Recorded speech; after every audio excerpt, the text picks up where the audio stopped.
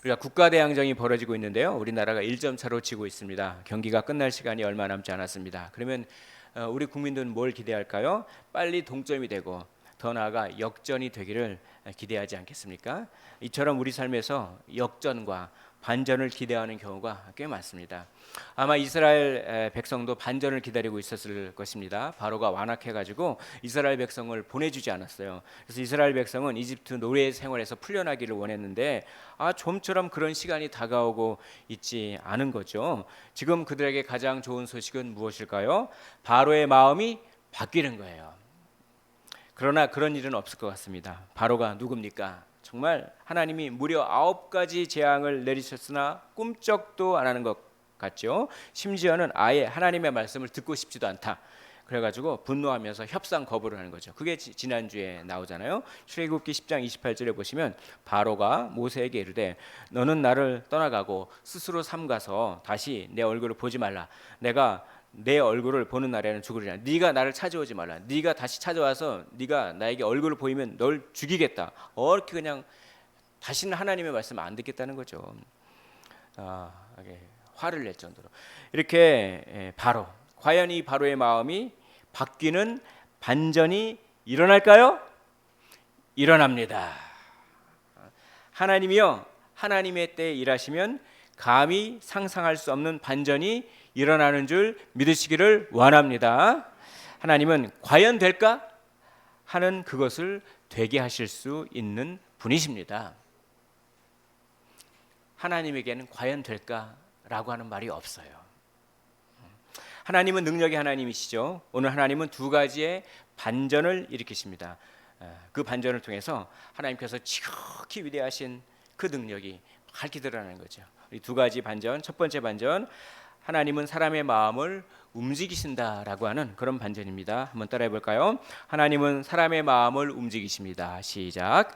하나님은 사람의 마음을 움직이십니다. 1절 하반절을 보십시오. 1절 하반절에 이렇게 되어 있습니다. 그가 너희를 여기서 내보내리라. 그가 너희를 내보낼 때에는 여기서 반드시 다 쫓아내리니. 그렇게 꿈쩍도 하지 않았던 바로의 완악한 마음이 바뀌었죠. 바로의 마음이 얼마나 획기적으로 바뀌었습니까? 그래서 성경이 바로가 이스라엘을 백성을 단지 내보낸다 이렇게 표현하지 않고 반드시 다 쫓아내리라. 그렇죠. 획기적으로 마음이 바뀐 거죠. 이해가 안 되죠. 그렇게 이스라엘 백성을 움켜쥐고 보내지 않으려고 했는데 이제는 바로가 쫓아낼 정도로 이게 말이 안 되죠. 그러나 그런 일은 일어나는 것이죠. 하나님께서는 그렇게 하실 수 있는 분이기 때문입니다. 하나님은 사람의 마음을 바꾸세요. 하나님은 믿으셔야 돼요. 에서의 마음도 바꾸셨잖아요. 하나님은 바로의 마음뿐만 아니라 애굽 사람들의 마음도 바꾸죠. 이스라엘 백성들에게 정말 상식적으로는 상상할 수도 없는 그런 명령을 하십니다. 말도 안 되는 보이는 명령을 하시는 거예요. 이집트 사람들에게, 애굽 사람들에게 은금 패물을 요구하라는 거예요. 아니 애굽 사람들이 자기들의 노예인 이스라엘 백성들에게 은과 금과 패물을 준다는 게 말이 안 되는 거죠. 더군다나 이스라엘 사람들이 빠져나가면 노동력이 빠져나가잖아요. 그래서 그만큼 자기들이 해야 할 일이 늘어나잖아요. 그러면 이스라엘 백성들을 미워할까요? 당연히 미워하죠. 근데 그들에게 은과 금과 패물을 달라고 요청하고 그렇죠? 그렇게 은과 금과 패물을 준다는 게 도저히 이해가 안 돼 보이는 거죠. 그러나 그런 일은 일어나는 것입니다. 하나님은 능력의 하나님이요 반전의 하나님이기 때문에 그렇습니다. 3절 말씀을 우리 한 목소리로 읽어보겠습니다. 시작. 여호와께서 그 백성으로 애굽 사람의 은혜를 받게 하셨고 또 그 사람 모세는 애굽 땅에 있는 바로의 신하와 백성의 눈엔 아주 위대하게 보였더라. 아멘. 그렇죠. 애굽 사람들. 그러니까 하나님께서 그 애굽 사람들의 뭘 바꾸셨어요? 눈을 바꾸신 거예요. 눈을 바꾸니까 마음을 바꾸신 거죠. 그래서 모세를 아주 위대하게 봤어요. 모세는 이스라엘의 대표자죠. 그러니까 모세를 위대하게 봤다고 하는 것은 이스라엘 백성도 위대하게 본 겁니다. 그 옛날에는 이스라엘 백성을 단지 자기들에게 노동력을 제공하는 노예로밖에 보지 않았는데 이제는 위대하게 본 거죠. 그러니까 하나님께서 눈을 고쳐 주신 거죠. 하나님께서는 맘만 먹으면 다 하시는 겁니다. 이 말씀을 보면서 이게 참 하나님께서 저에게 깨닫게 하신 게 있었어요. 딱 뭔가 깨달아지더라고요. 그러니까 우리가 반전이다. 보통 반전이다라고 하면은 어떤 걸 떠올립니까? 내 밖의 상황이, 내 밖에 있는 어떤 상황이 내가 상상할 수도 없고 내가 예상할 수 없는 방식으로 바뀌는 거, 그걸 뭐라고 합니까? 반전이라고 하잖아요. 근데 하나님께서 그러시는 것 같아요. 네가 지금 반전을 원하니? 네 인생이 새로워지고 싶냐? 정말 깊은 차원의 반전이 있단다. 그거는 상황이 네가 예상할 수 없는 방식으로 바뀌는 거라기보다는 네가 너 자신이 예상할 수 없는 방식으로 바뀌는 거란다. 그렇죠? 이 깊은 차원의 반전이죠. 내가 내 자신이 예상할 수 없는 방식으로 바뀌는 거예요. 너의 눈이 바뀌는 거란다. 이게 충격으로 다가오더라고요. 하나님께서 제 눈을 바꾸시기를 원하는구나. 그러면서 떠오르는 글귀가 있었어요. 이런 글귀가 있더라고요. 기분이 태도가 되지 말자. 이게 이제 어떤 책 제목인데요. 제가 우연히 이 책을 제목만 봐서 읽어보진 않고 그 제목이 너무 좀 인상이 깊었던지 기억이 나더라고요. 이게 기분이 태도가 되지 말자. 기분이 태도가 될 때가 참 많았던 것 같아요. 특히 안 좋은 기분일 때, 내 기분이 이러니까 그 기분에 따라 표정을 짓고 그 기분에 따라 말을 하고 그 기분에 따라 행동하는 경우가 참 많은 거예요. 그러니까 똑같은 상황에서 똑같은 기분이 들 때, 그럴 때도 이전과는 다르게 살 수는 없을까? 근데 하나님께서 눈을 바꾸시라고 하시는 것 같았습니다. 눈은 무엇입니까? 해석이죠. 눈을 바꾼다라고 하는 것은 해석을 바꾼다는 것입니다. 해석이 바뀌면요, 이전에는 어두운 기분이 들게 했던 똑같은 상황에서도 이전과는 다른 방식으로 살 수 있게 되지 않겠습니까? 이게 반전이죠. 아주 깊은 차원의 반전이죠. 하나님은 반전을 주시는 분입니다. 어떻게요? 하나님의 말씀이죠. 하나님의 말씀을 통해서요. 말씀은 우리에게 대반전을 기대하게 하고 소망을 주니까 그래요. 말씀은 우리에게 무엇을 줍니까? 소망을 줍니다. 말씀은 우리의 해석을 바꿔놔요. 우리의 눈을 바꿔놔요. 그래서 말씀을 통해서 대반전을 이루는 거죠. 옛날에는 이런 상황에서 내가 이렇게 반응했는데, 옛날에는 화를 낼 만한 상황에서는 반드시 화를 냈는데, 이제는 그럴 상황에서 예전과는 다른 방식으로, 내가 예상할 수 없는 방식으로 반응하는 거예요. 넉넉해지는 거예요. 웃고 있는 거예요. 그게 뭡니까? 그게 반전이죠. 그게 반전입니다. 그러니까 어떻게 해야 되겠습니까? 말씀을 계속 생각나게 해야 되는 겁니다. 참 요즘에 우리 새벽 예배 때 베드로후서를 보고 있는데 이 베드로 사도가 그렇게 그걸 강조하더라고요. 말씀을 기억해라. 말씀을 계속 생각해라. 말씀을 아는 것도 중요하지만 아는 말씀을 기억하지 않고 생각나게 하지 않으면 그 죄에 빠져버린다. 그러니까 어떻게 한다? 말씀을 계속 떠올려라. 이걸 그렇게 베드로후서에서 강조하라고 하더라고요. 그러니까 이 말씀을 이렇게 기억해야 되는데 참 말씀은 기억하지 않고 서운한 것만 기억해. 이 말씀 저 말씀을 기억했는데 내가 이것도 서운하고 저것도 서운하고 이것도 서운하고. 그러니까 말씀은 기억하지 않고 서운한 것만 계속 기억하고 욕심만 계속 기억하고 아까워. 절망만 계속하고 내 인생은 왜 그래? 절망이야. 까먹지도 않습니다. 까먹지도 않아요. 그렇게 말씀을 기억하지 않고 서운한 것만 계속 기억하잖아요. 그러면 기분이 태도가 됩니다. 내 기분이 이러니까 인상이 구겨지고 말도 그냥 툭툭 나와버리고 싸납게 나와버리고 행동도 그냥 문을 콱 닫아버리고 참 제가 많이 회개했습니다. 자포자기 해버리고 인생을 놔버리려고 그러고 나 안 할 거야 그래버리고 그러면 안 돼요. 기분이 태도가 되면 안 됩니다. 눈을 바꾸셔야 돼요. 그게 반전이에요. 바로는 왜 그렇게 완악했을까요? 바로는요 하나님의 말씀을 기억하지 않았어요. 하나님이 모세를 통해서 얼마나 하나님이 말씀을 많이 주셨나요? 근데 다 무시했어요. 그러니까 하나님께서 무엇을 통해서 또 말씀하시나요? 재앙을 통해서 말씀하시나요? 그러니까 나일강이 피가 되고 또 뭡니까? 개구리떼가 막 나오고 뭡니까? 그냥 그 가축이 다 죽고 돌림병에 걸려서 죽고 무슨 악성 피부병이 생기고 그게 다 뭡니까? 하나님의 말씀이에요. 그걸 통해 하나님의 음성을 들을 줄 알아야 돼요. 근데 하나님의 음성을 기억하지 않은 거예요. 말씀을 외면한 겁니다. 그러면서 뭐만 계속 생각합니까? 서운한 것만 계속 생각해. 서운한 것만, 욕심만 계속 생각해, 절망만 계속 생각해. 아니 이 60만 명, 일당 480억, 이 60만 명 이걸 왜 보내라는 거야? 아이고 아까워. 서운하죠. 이걸 왜 내놓으라는 거예요? 서운하죠. 분노가 일죠. 이걸 왜 내가 내놓아야 돼? 아깝죠. 아이고 아까워. 이것만 계속 60만 명, 60만 명, 60만 명 이것만 계속 생각하는 거예요. 그러니까 완악해지죠. 그러다가 처절한 심판을 당하게 되는 것입니다.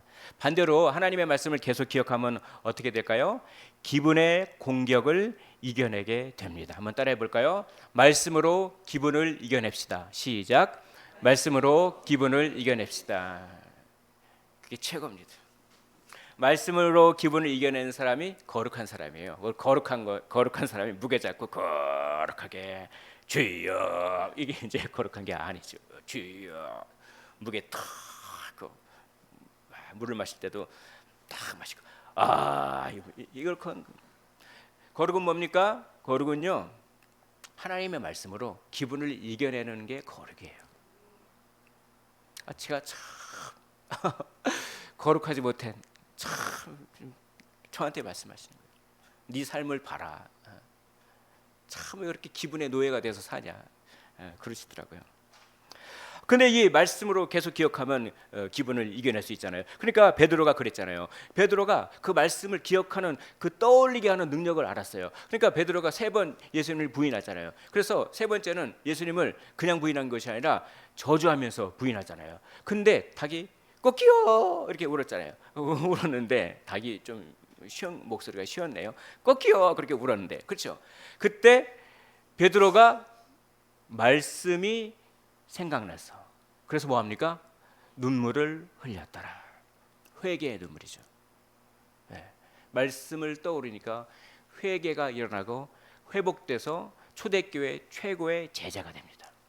근데요, 말씀을 생각하지 않고 자책감만, 그것만 생각하는 거죠. 자기 실망감만 생각하죠. 자기 서운한 것만. 가룟 유다는 그랬잖아요. 똑같이 예수를 팔아먹었어요. 은삼십에 팔아먹었어요. 근데 하나님의 말씀을 기억해서 회개하지 않고 자기 파괴적인 생각만 떠오르는 거죠. 절망감만. 나는 왜 그랬을까? 나는 왜 그랬을까? 절망감만. 그러니까 뭡니까? 정말 안타까운 인생의 결말을 보게 되지 않습니까? 한 사람은 말씀을 떠올렸더니 둘이 똑같이 예수님을 배반한 거예요. 똑같이. 근데 한 사람은 말씀을 떠올렸더니 회개와 회복을 통해서 치유가 되고 치료가 되고 초대교회 최고의, 어떻게 보면 초대교회를 대표하는 제자가 되었는데, 한 사람은 자기 파괴적인 감정에, 기분에 사로잡혀서 인생을 스스로 파괴해버리는 그런 것이죠. 그래서 이 에베소서에서는요, 우리가 전신갑주를 입으라고 하잖아요. 전신갑주는 다 방어에, 믿음의 방패, 의의 흉배. 근데 공격용 무기가 있죠. 뭡니까? 말씀의 검. 말씀으로 뭘 합니까? 말씀으로 기분을 찔러 쪼개라는 것입니다. 한번 따라해 볼까요? 말씀의 검으로 기분을 찔러 쪼갭시다. 시작. 말씀의 검으로 기분을 찔러 쪼갭시다. 말씀을 떠올려서 해석이 바뀌어서 나의 기분을 찔러 쪼개는 겁니다. 그게 거룩한 거예요. 그래서 무엇을 경험하게 하십니까? 하나님은 반전을 경험하게 하시는 것입니다. 똑같은 상황에서 전혀 다른 방식으로 반응하는 내 자신을 보면서 반전이죠. 할렐루야. 하나님이 이렇게 사람의 마음을 움직이시는 분인 것입니다. 이런 반전의 하나님을 경험하시고 신뢰하시기를 주의 이름으로 축원을 드립니다. 아멘. 두 번째 반전. 첫 번째 반전은 뭡니까? 하나님은 사람의 마음을 움직이십니다. 자, 두 번째 반전은 하나님은 높일 자를 높이고 낮출 자를 낮추십니다. 한번 따라해 볼까요? 하나님은 높일 자를 높이고 낮출 자를 낮추십니다. 시작. 하나님은 높일 자를 높이고 낮출 자를 낮추십니다. 높아 보이는 사람을 낮추시고 비천하고 낮게 보이는 사람을 높이시기도 하죠. 그런 반전을 일으키십니다. 그래서 엘리의 아들들은 낮추시고 사무엘은 높이시고 사울은 낮추시고 다윗은 높이시고 분인나는 낮추시고 한나는 높이신 거죠. 마찬가지로 하나님은 바로와 애굽 사람들은 낮추시고 모세와 이스라엘 사람들은 높이신 것이죠. 5절 말씀을 보니까 이렇게 돼 있어요. 모세가 바로에게 이르시되 여호와께서 이와 같이 5절 애굽 땅에 있는 모든 처음 난 것은 왕 위에 앉아 있는 바로의 장자로부터 맷돌 뒤에 있는 몸종의 장자와 모든 가축의 처음 난 것까지 죽으리니라고 되어 있습니다. 애굽 땅에 있는 모든 처음 난 것들은 지위고하를 막론하고 다 죽는다. 장자들이 다 죽는다. 만약 딸만 있으면 첫째 딸이 죽는 것이죠. 만약 자녀가 없으면 첫 번째 가축이 죽는 것입니다. 그래서요. 애굽은 예외 없이 모든 가정에서 다 뭡니까? 죽음을 경험하게 된 겁니다. 근데 갑자기 심장마비가 났어요. 깨어도 안 일어나는 거예요. 얼마나 당황스러울까요? 깜짝 놀래요. 그래서 그냥 깜짝 놀라는 거대한 상실감이 파도처럼 막 밀려오는 거거든요. 그리고 맞아, 이 운명을 내가 돌이킬 수 없구나. 이런 생각 때문에 뭡니까? 큰 슬픔과 크게 부르짖는 겁니다. 그런데 모든 가정에서 이런 일이 벌어지는 거예요. 앞집에서도 그러고 뒷집에서도 그러고 옆집에서 그러고 저 건너편 집도 그러고 죽음의 사자가 지나가니까 갑자기 마다들이 그렇게 심장마비로 죽은 것처럼 그래요. 애굽의 온 집이 다 초상집이에요. 그러면 여기서도 소리를 내서 우와 왜 그래 이거 왜 그래 일어나봐 저 집에서도 왜 그래 그 소리가 다 합쳐지면 얼마나 큰 소리가 날까요? 크게 부르짖게 되는 것이죠. 크게 부르짖게 되는 것입니다. 그래서 전무후무하게 그런 큰 부르짖음이 있다. 6절 말씀 제가 읽어보겠습니다. 애굽 온 땅에 전무후무한 큰 부르짖음이 있으리라. 이렇게 하나님은 애굽을 비천하게 낮추셨어요. 또 반면에 하나님은 이스라엘을 높이셨습니다. 7절 말씀 보겠습니다. 7절 그러나 이스라엘 자손에게는 사람에게나 짐승에게나 개 한 마리도 그 혀를 움직이지 아니하리니 여호와께서 애굽 사람과 이스라엘 사이를 구별하는 줄을 너희가 알리라 하셨나니라고 하고 있는 것입니다. 애굽 땅에는 큰 부르짖음으로 가득 찼지만 이스라엘이 사는 곳에는 개 한 마리도 그 혀를 움직여 짖지 아니할 정도로 고요하다. 그런 거죠.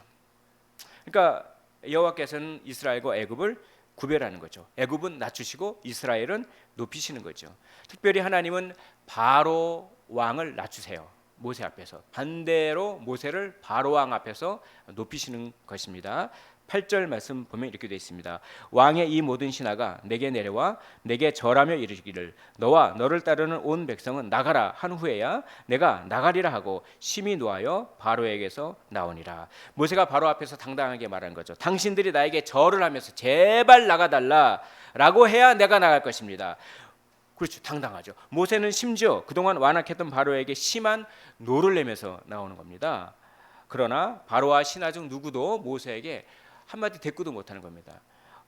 이전과는 너무 다르죠. 이전에는 출애굽기 10장 28절에는 다시 내 얼굴을 보지 말라. 네가 내 얼굴을 보는 날에는 죽으리라. 내가 너를 죽일 거야. 이렇게 화를 냈는데 그렇게 분노를 했던 그런 애굽 왕은 오도간데 없어요. 전세가 역전된 거죠. 반전이죠. 반전이 일어난 것입니다. 바로는 왜 이렇게 비참하게 낮춰졌습니까? 하나님은 누구를 높이시고 누구를 낮추십니까? 하나님은 완악한 자를 낮추시고 인내하고 순종하는 자를 높이시는 것입니다.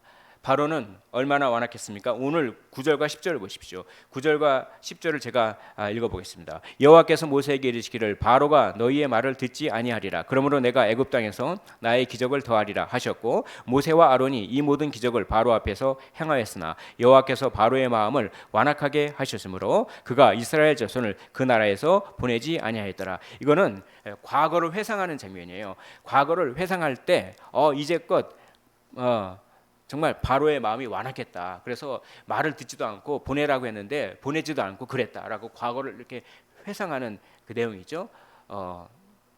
근데 이 9절과 10절은 단지 과거를 회고하는 차원이 아닙니다. 이거는 일종의 판결문. 뭐라고요? 판결문. 일종의 판결, 법원 판결문입니다. 이게 법원의 판결문이에요. 그러니까 바로가 이러 했기 때문에 심판을 내린다. 그리고 그 심판은 정당하다라고 하는 판결문이죠. 여기서 우리는 아주 상당한 무서운 원리를 알 수가 있습니다. 모든 사람의 인생의 회고는 곧 판결문이 된다는 거예요. 사람의 과거는 곧 그 사람의 판결문과도 같습니다. 최후의 심판 때 모든 사람의 인간의 삶을 기록해 놓은 판결문이 쫙 펼쳐질 것입니다. 오직 예수 그리스도를 믿어 죄 용서를 받은 사람만이 그 판결문의 정죄에서 벗어나는 거예요. 모세와 이스라엘은 인내했습니다. 바로의 마음이 바뀌지 않았죠. 상황이 바뀌지 않았죠. 그러나 하나님의 때가 이르기까지 참았습니다. 하나님이 기상천외한 재앙을 내리실 때마다 바로가 이번에는 바뀌겠지. 근데 안 바뀌어요. 아무리 이렇게 마음 먹어도 상황이 안 바뀌어요. 바로가 안 바뀌어요. 사람이 참 안 바뀌죠. 사람을 고쳐 쓰는 게 아니라고 하죠. 세상 사람들도 사람이 너무 안 바뀝니다. 안 변해요. 여전히 노예 생활을 해야 되고 여전히 돌을 날라야 되죠. 그래도 참은 거예요. 그래도 참는 삶. 한번 따라해 볼까요? 그래도 참읍시다. 시작. 그래도 참읍시다. 다시 한번. 그래도 참읍시다. 이 그래도 참는 삶, 이게 하나님이 기뻐하시는 삶이에요. 왜입니까? 그런 삶은 하나님을 닮은 삶이기 때문입니다. 하나님은 오래 참으시는 분이에요. 그래서 우리가 그래도 참을 때 오래 참으시는 하나님을 닮게 되는 것이죠. 선을 행하되 낙심하지 말지니 포기하지 아니하면 때가 이름에 거두리로다. 아멘. 때가 이름에 이 말씀을 계속 되뇌는 거죠. 그러면서 참으면 하나님이 높여 주시는 것입니다. 하나님을 기쁘시게 할 때 하나님이 기쁨을 주시는 줄로 믿으시기를 원합니다. 모세는 얼마나 순종했습니까? 완악한 바로에게 가서 하나님의 말씀을 가감없이 전했죠. 때론 오해받고, 때론 조롱받고, 때론 욕을 얻어맞고, 때론 생명의 위협을 당해도 하나님의 말씀을 그대로 살아내면서 순종했죠. 전했죠. 모세는 무엇을 믿었습니까? 하나님의 때를 믿었어요. 지금 내가 조롱받고, 지금 내가 생명의 위협을 당하고, 지금 사람이 안 바뀌어도 하나님의 때에 하나님이 일하시기만 하면 바뀐다 안 바뀐다? 바뀌어요. 하나님의 뜻이라면 바뀝니다. 하나님의 때를 믿으시기를 원합니다. 하나님의 때에 반전이 일어납니다. 하나님의 때에 반전이 일어나요. 이런 모세를 하나님은 높여주시는 거죠. 애굽 사람들의 눈에 위대하게 보이도록 해주시는 것입니다. 하나님은 사람의 마음을 움직이시고 높일 자를 높이시고 낮출 자를 낮추시고 이를 통해 반전을 이루시는데요. 이런 반전을 위해 하나님은 일하시는데요. 그냥 일하나? 대충 일하냐가 아니라 적극적으로 일하시는 분입니다.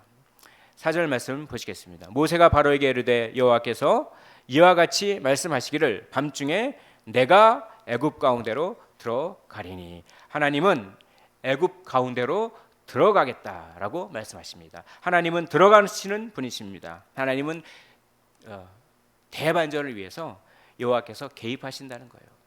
하나님 동일하게 우리의 삶에 개입하고 계신 줄 믿으시기를 원합니다. 하나님은 적극적으로 일하시는 분입니다. 이 반전을 통해서 애굽과 바로는 비참한 심판을 경험하게 될 것이며 이 대반전을 통해서 모세와 이스라엘은 노예에서 해방되고 높임을 받게 되는 것이죠. 할렐루야.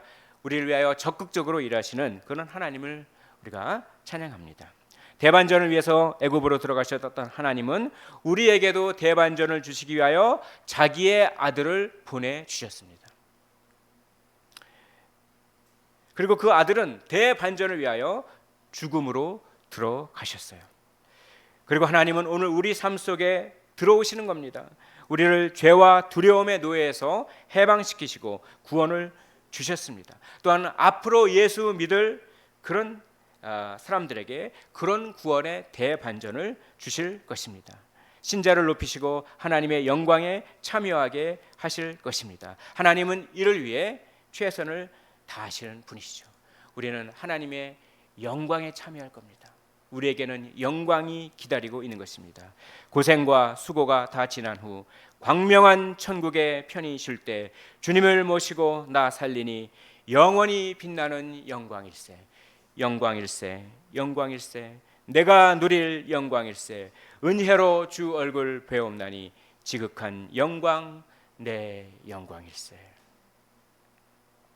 그러나 전혀 다른 대반전이 있습니다. 애국과 바로가 겪는 대반전입니다.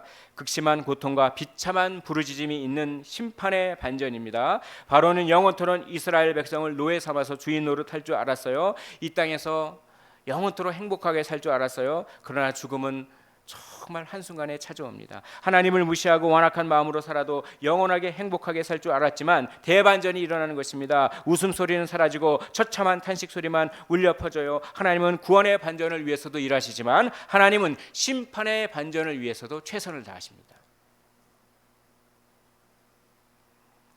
그런 원리는 십자가에서 밝히 드러납니다. 하나님은 자기 아들을 죽음 가운데로 들어보내셨습니다. 그러자 대반전이 일어난 겁니다. 사망 권세가 꺾어졌어요. 히브리서 2장 14절 죽음을 통하여 죽음의 세력을 잡는 자 곧 마귀를 멸하시며 하나님의 아들은 부활 승천하셔서 하늘 보좌 우편에 앉으셨어요. 그분은 높아지셨고 영광을 받으셨습니다. 대반전입니다.